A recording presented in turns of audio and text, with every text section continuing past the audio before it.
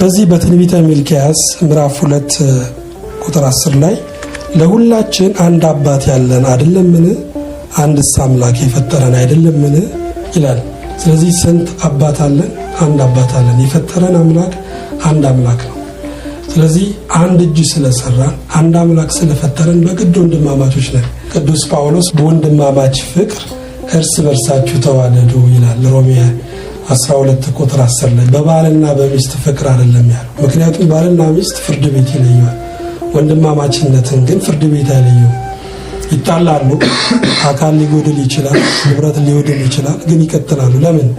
በማይፈታ የደም ሰንሰለት ስለተያያዙ ነው። ስለዚህ የአንድነታችን መሰረቱ የጦር ኃይል አይደለም። የአንድነታችን መሰረቱ ሕግ አይደለም።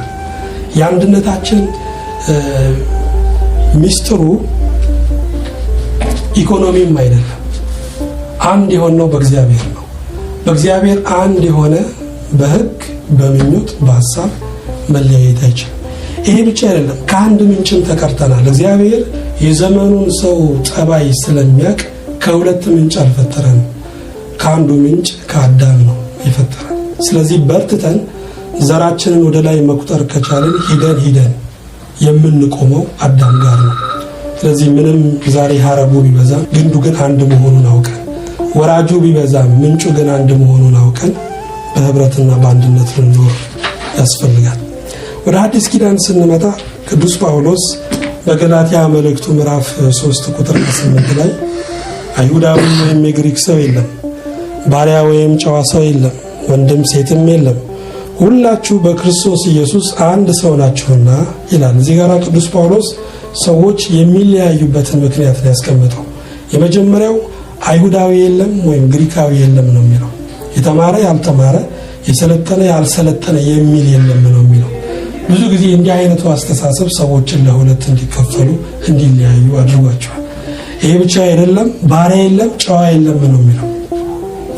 እንደውም አደጉ የሚባሉ ሰለጠኑ የሚባሉ ሀገሮች እኛን የሚሉን ነገር አለ። እናንተ እኮ ደሃ አይደላችሁ፣ እንደውም የደሃ ናችሁ፣ ከድህነት ወለል በታች ናችሁ ይሉናል። እንዲህ አይነቱ አመለካከት መለያየትን ያመጣል።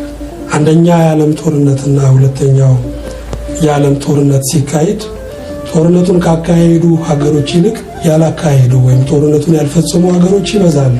ግን የሀብታሞች ጸብ ስለሆነ አንደኛ የዓለም ጦርነትና ሁለተኛ የዓለም ጦርነት እንድንል አድርገውናል። እንዲህ አይነቱ አመለካከት ሰዎች እንዲለያዩ ያደርጋል።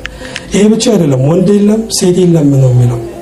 በእርግጥ ዓለማችን ስለ ወንድና ስለ ሴት እኩልነት በጣም ትሰብካለች። ግን ደግሞ እንደ ዓለም ለወንድና ለሴት እኩልነት ጠላት የሆነ ማንም የለም። ምክንያቱም እስከ ዛሬ ድረስ ባደጉ ሀገሮች አይናቸው ተፍቶ እጅና እግራቸው ሽባ ሆነው በቤት የሚኖሩ ብዙ ሴቶች አሉ። የወንድና የሴት እኩልነት የፖለቲካ ቸርነት ሳይሆን የክርስቶስ የሞቱ ዋጋ ነው። የክርስቶስን የሞቱን ዋጋ ለፖለቲካ ትርፍ ስናውለው እንከስራለን። ስለዚህ ቅዱስ ጳውሎስ አይሁዳዊ ወይም የግሪክ ሰው የለም፣ ባሪያ ወይም ጨዋ የለም፣ ወንድ ወይም ሴት የለም፣ ሁሉም በክርስቶስ አንድ ሰው ነው እያለ ሲናገር እናየዋለን። በአጠቃላይ መለያየት እግዚአብሔርን መካር ነው፣ እግዚአብሔርን አለማመን ነው። እግዚአብሔር የለሾች እግዚአብሔርን የሚክዱ ሰዎች በዚች ምድር ላይ ዘርተውብን ትተውብን የሄዱት ምንድነው ካለን እኮ መለያየት ነው። ካስታወስን በመጽሐፍ ቅዱስ ውስጥ እስራኤላውያን እግዚአብሔር የለም ብለው ሲክዱ ያ የካደው ሕዝብ እስኪያልቅ ድረስ 40 ዓመት እግዚአብሔር በምድረ በዳ አኑሯቸዋል። ዛሬስ እግዚአብሔር የለም ብለው በአደባባይ የካዱ ሰዎች እስኪያልቁ ድረስ የኢትዮጵያ መከራ በእውነት ይቀጥል ይሆን? ሁላችንም ንስሐ ልንገባ ነው የሚያስፈልገው። ምክንያቱም የዚች ሀገር ተስፋ እግዚአብሔር ነው። ኢትዮጵያ ታበጽሕ እደዊሃ ሀበ እግዚአብሔር ነው የሚለው። ኢትዮጵያ እጆቿን ወደ እግዚአብሔር ተዘረጋለች፣ ተስፋዋ እሱ ስለሆነ። ዛሬ ግን ያው እግዚአብሔርን በወሬና በፖለቲካ ስለተካ ነው ውጤቱን እያየን ነውና እግዚአብሔር በእውነት ወደ ሐሳቡ ይመልሰን። ይሄ ብቻ አይደለም። ዘመነ መሳፍንትን በተወሰነ ደረጃ ባስታውሳችሁ፣ ዘመነ መሳፍንት የእስራኤላውያን የመከራ ዘመን የተጻፈበት ወይም የተፈጸመበት ዘመን ነው። በዘመነ መሳፍንት አንድ የታወቀ ንግግር አለ። ሰው ሁሉ በፊቱ መልካም መስሎ የታየውን ያደርግ ነበር ይላል መጽሐፈ መሳፍንት። ስለዚህ ዘመነ መሳፍንት ወርቁ ሳይሆን ሚዛኑ የጠፋበት ዘመነ መሳፍንት ትውልዱ በስነ ምግባር የወደቀበት ዘመነ መሳፍንት ህዝቡ የተከፋፈለበት የተለያየበት ነበር። ስለዚህ በቀላሉ ጠላቶቻቸው እየመጡ ያጠቋቸው ነበር። ስለዚህ ስንለያይ ስንከፋፈል ለጠላት በር እየከፈትን የምንመጣው። ምክንያቱም በዚህ ምድር ላይ ስንኖር ወዳጅ ብቻ አይደለም ያለን ጠላትም አለን። ስለዚህ ስንከፋፈል የዲያብሎስን ስራ በግማሽ እየፈጸምን እንደሆነ መረዳት ያስፈልጋል። ታዲያ መለየት ወይም ደግሞ መከፋፈል ምንድነው? መጽሐፍ ቅዱስ ስለመለያየት የሚናገረው ነገር ምንድነው ካልን በዚህ በመጽሐፈ ምሳሌ ምዕራፍ 18 ቁጥር 1 ላይ ሶሎሞን ምን ይላል? መለየትን የሚወድ ምኞቱን ይከተላል፣ መልካሙንም ጥበብ ሁሉ ይቃወማል ይላል።